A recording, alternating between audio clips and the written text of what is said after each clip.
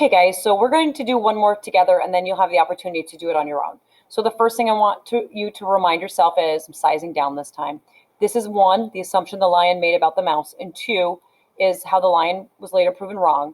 Remembering that the explanation and the evidence should go with their one, and this second explanation evidence should go with our two.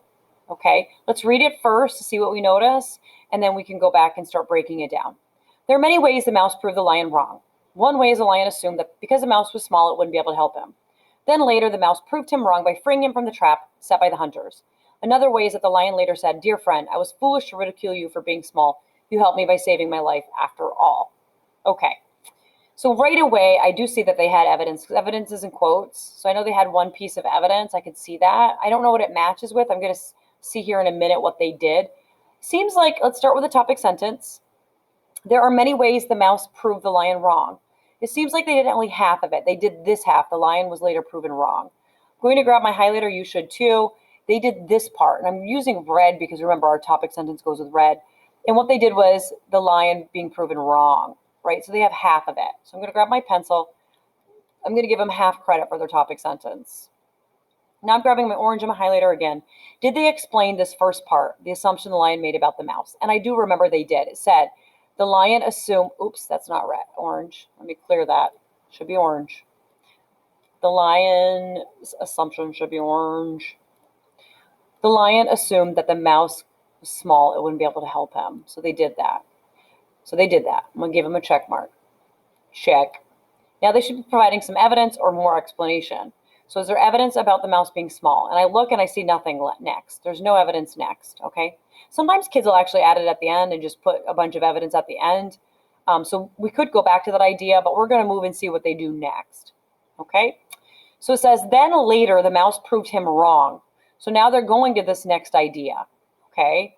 So what I want to do here before I move on is they did this. They tried to do that, right? They did explain the assumption the lion made about the mouse. Didn't give evidence, but they explained it. Now they're moving to this part, okay? The lion being proven wrong. So I'm grabbing my orange because it's an explanation. The mouse proved him, oops, that's not my highlighter. The mouse proved him wrong by freeing him from the trap set by the hunters. Okay, then later is actually a transition. So I'm going to grab my red because that's my transition word. And I see that right here, then.